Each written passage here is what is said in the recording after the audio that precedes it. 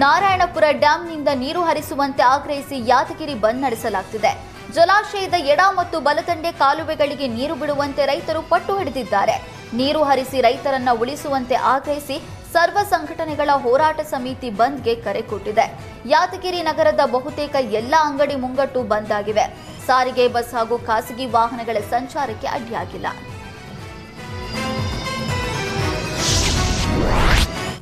ಕೋಲಾರ ಆಂಧ್ರಹಳ್ಳಿ ಆಯಿತು. ಈಗ ಅತ್ತಿಗುಪ್ಪೆ ಸರ್ಕಾರಿ ಶಾಲೆಯಲ್ಲಿ ಮಕ್ಕಳಿಂದಲೇ ಶೌಚಾಲಯ ಕ್ಲೀನ್ ಮಾಡಿಸಿದ್ದಾರೆ. ಅತ್ತಿಗುಪ್ಪೆಯ ಕರ್ನಾಟಕ ಪಬ್ಲಿಕ್ ಶಾಲೆಯಲ್ಲಿ ಅಮಾನವೀಯ ಘಟನೆ ನಡೆದಿದೆ. ಶೌಚಾಲಯ ಸ್ವಚ್ಛತೆ ಮಾಡಿಸಿದ್ದಲ್ಲದೆ ಶಾಲೆಯ ಹೆಡ್ ಮಾಸ್ಟರ್ನ ಬೈಕ್ ಅನ್ನು ಕೂಡ ಕ್ಲೀನ್ ಮಾಡಿಸಿದ್ದಾರೆ. ಪ್ರತಿನಿತ್ಯವೂ ಮಕ್ಕಳಿಂದ ಶಾಲಾ ಟಾಯ್ಲೆಟ್ ಕ್ಲೀನ್ ಮಾಡಿಸ್ತಾ ಇರೋದಕ್ಕೆ ಪೋಷಕರಿಂದ ಭಾರಿ ವಿರೋಧ ವ್ಯಕ್ತವಾಗಿದೆ. ಈ ಬಗ್ಗೆ ಮಕ್ಕಳು ಹಲವಾರು ಬಾರಿ ಪೋಷಕರಿಗೆ ತಿಳಿಸಿದ್ದಾರೆ. ಆದರೂ ಕೂಡ ಶಾಲಾ ಆಡಳಿತ ಮಂಡಳಿ ಎಚ್ಚೆತ್ತುಕೊಂಡಿಲ್ಲ. ಶಿಕ್ಷಕರ ವಿರುದ್ಧ ಪೋಷಕರು ಆಕ್ರೋಶ ಹೊರಹಾಕಿದ್ದಾರೆ. ಪೊಲೀಸ್ ಇಲಾಖೆಯಲ್ಲಿನ ಅತ್ಯುತ್ತಮ ಕಾರ್ಯನಿರ್ವಹಿಸಿದ 400 ಪೊಲೀಸ್ ಅಧಿಕಾರಿಗಳನ್ನು ಗುರುತಿಸಿ ರಾಜ್ಯ ಸರ್ಕಾರ 2024ನೇ ಸಾಲಿನ ಮುಖ್ಯಮಂತ್ರಿ ಪದಕ ನೀಡಿ ಗೌರವಿಸಿತು. ಬೆಂಗಳೂರಿನಲ್ಲಿ ನಡೆದ ಪೊಲೀಸ್ ಧ್ವಜ ಕಾರ್ಯಕ್ರಮದಲ್ಲಿ ಸಿಎಂ ಸಿದ್ದರಾಮಯ್ಯ ಪೊಲೀಸ್ ಅಧಿಕಾರಿಗಳಿಗೆ ಪದಕವನ್ನು ಪ್ರದಾನ ಮಾಡಿದರು. ಇದೇ ವೇಳೆ ಬೆಂಗಳೂರಿನ ಮಾರತಹಳ್ಳಿ ಎಸಿಪಿ ಡಾಕ್ಟರ್ ಪ್ರಿಯದರ್ಶಿನಿ ಅವರಿಗೂ ಸಿಎಂ ಪದಕ ಪ್ರದಾನ ಮಾಡಿ ಗೌರವಿಸಿದರು.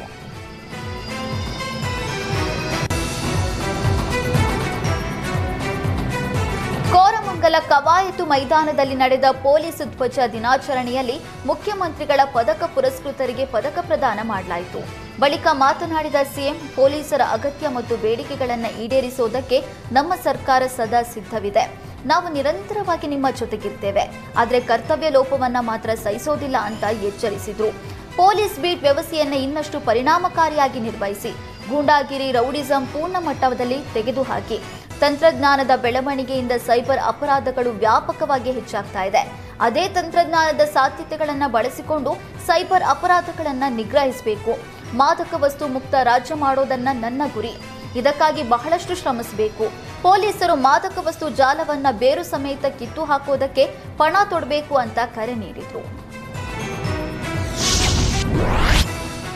ಬೈಕ್ಗೆ ಡಿಕ್ಕಿ ಹೊಡೆಯೋದನ್ನ ತಪ್ಪಿಸೋದಕ್ಕೆ ಹೋಗಿ ಕಾರೊಂದು ಸೇತುವೆಯಿಂದ ಕೆಳಗೆ ಬಿದ್ದಿದೆ. ಗುಂಡ್ಲುಪೇಟೆ ತಾಲೂಕಿನ ತಗ್ಗಲೂರು ಗೇಟ್ ಬಳಿ ಘಟನೆ ನಡೆದಿದೆ. ಈ ಕಾರು ಬೆಂಗಳೂರಿನಿಂದ ಊಟಿಗೆ ತೆರಳ್ತಾ ಇತ್ತು. ಈ ವೇಳೆ ಎದುರಿಗೆ ಬೈಕ್ ವೇಗವಾಗಿ ಬಂದಿದ್ದು ಅಪಘಾತ ತಪ್ಪಿಸೋದಕ್ಕೆ ಹೋಗಿ ಕಾರು ಚಾಲಕ ನಿಯಂತ್ರಣ ಕಳೆದುಕೊಂಡಿದ್ದಾನೆ. ಕೂಡಲೇ ಕಾರು ಸೇತುವೆ ಕೆಳಗೆ ಬಿದ್ದಿದೆ. ಕಾರಿನಲ್ಲಿದ್ದ ಬೆಂಗಳೂರು ಮೂಲದ 7 ಮಂದಿಗೆ ಗಾಯವಾಗಿದ್ದು, ಗಾಯಾಳುಗಳನ್ನು ಗುಂಡ್ಲುಪೇಟೆ ಸರ್ಕಾರಿ ಆಸ್ಪತ್ರೆಗೆ ದಾಖಲಿಸಲಾಗಿದೆ. ಸ್ಥಳಕ್ಕೆ ಬೇಗೂರು ಪೊಲೀಸರು ಭೇಟಿ ನೀಡಿ ಪರಿಶೀಲನೆ ನಡೆಸಿದ್ದಾರೆ.